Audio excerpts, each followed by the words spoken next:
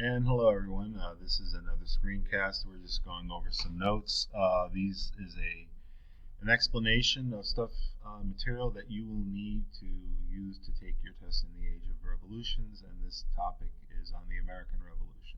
Of course, you can use this for your topic on the American Revolution for the activities there. So real fast, one thing to remember is the American colonies were British colonies, and people in America were British citizens. Even though they came from all over the world, they agreed to become to live under British rule. The key issue that the colonists had was you were saying we're British citizens, but we don't have a voice in Parliament, and that was guaranteed by the Glorious Revolution of representation and popular sovereignty. So this was a real sticking point the Americans had. Now, what made this issue worse was taxation. A war had been fought in the American colony. Many of the reasons were because colonists were expanding into a territory that was controlled by the French and by Native Americans, and most of the battles were fought there.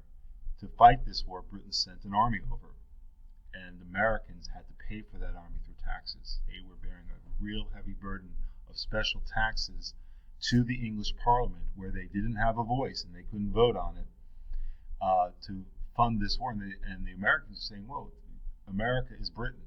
It's part of Britain. It's part of your country, and you're making us." It'd be like taxing people extra punitively because Britain was being attacked, because we're Britain. So this is an issue that really leads to having a lot of problems in America. The British are saying, "Well, the war is fought because you guys keep doing what we say you shouldn't do by pushing westward." What happens is Americans start protesting. It really starts to get angry. A lot of anger is driving in the colonies, and there's protests, there's a lot of complaints, and Britain sends troops to occupy safe areas of the colonies, the major cities, to keep the colonies under control. So Britain is occupying its colonies, but it's Britain. So British citizens are basically being occupied or held under occupation by the British Army. Imagine if the army was brought into our town because of a complaint, and it was put under military type rule. You wouldn't like it probably, it'd be scary. This leads to more protests. There's a massacre, an action between British troops and Americans, colonists who are British citizens, and American colonists were killed in Boston in 1770. It was the colonists' fault probably. A trial found that out. But it's still armed, you had troops firing on Americans, and it leads to more problems. The Boston Tea Party is when thousands of casks of tea on 3 ships are thrown overboard by American patriots who are now doing active rebellion against British rule.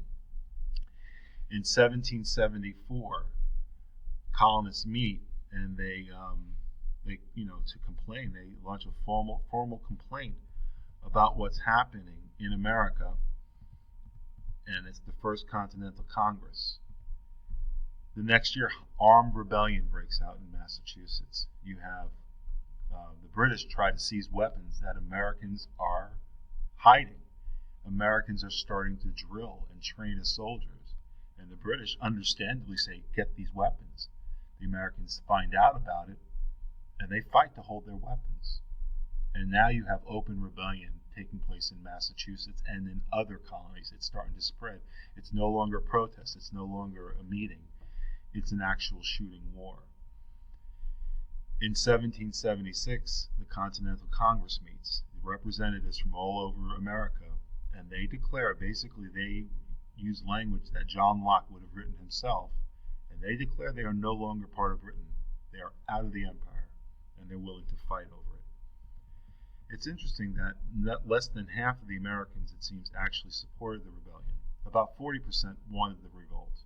About 1/3 actually were very opposed to it, and many of them left, and many joined the British Army. And about 15 to 20%, they didn't care. They just stayed on the sidelines. In 1777, while the war is going on, the Articles of Confederation are formed, making America a confederacy. But they proved to be very weak. it's not enough central control to make it a nation. Now, America wins the War of Independence, and one of the first things they do in 1787 is they hold a constitutional convention, which forms a brand new type of government. And we talked about this in the last exercise. Montesquieu's thoughts are key in the Constitution. In the Declaration of Independence, it's John Locke. The Constitution is mostly Montesquieu. The concept of federalism, which I described earlier in a previous exercise, you can look back on that. The idea of the separation of powers, that the whole idea of federalism is that you have a strong central government, but you don't want to be too strong and to choke out the individual states and rights of people. So federalism basically divides government, with the federal government having some authority, and if it doesn't have authority, it goes to the states, and some power is shared. They both do the same things. Powers is separated. All right, the separation of powers between the chief branch, or the executive branch, the presidency, the legislative branch, which is obviously the Senate and Congress, and the judiciary, the court system. This is duplicated at the state level. Oklahoma has a governor, it has a House and a Senate, and it has a court system. The limited government, this is Locke's idea, that government's whole purpose is to protect the rights of citizens, and it can't become too powerful. And the way that is done is by the Declaration of the Bill of Rights becoming part of the Constitution. And the idea also by Locke and by Rousseau that the people choose their leadership, at least in the executive and the representative branch. And then through federalism, the executive branch works with and appoints and recommends to the judiciary, and the Senate has to approve it. So you have all these Enlightenment people, Montesquieu, Locke in particular, and Rousseau to an extent. And they form the United States, which is a federal government. It's a federal republic. Federal in that we have a strong central government, but republic in that the people have a very large say in choosing that. And it's limited by a constitution. Government is limited, not you. The people aren't limited. It's the state that's limited by the Constitution. And the Bill of Rights is what protects you when the federal government or a state government tries to get too strong.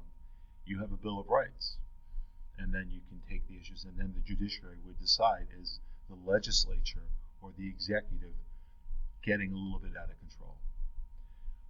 What is this? This is the most radical nation ever to exist in the earth, with more rights to people than anyone has ever seen, with popular sovereignty choosing its leadership in a republic that is purposely designed to not get too strong.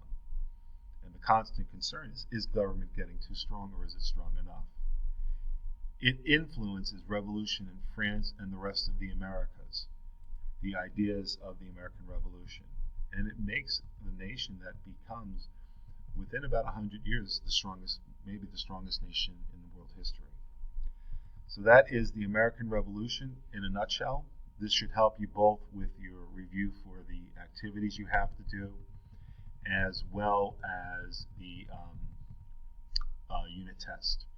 Have a great day, and the other cast will be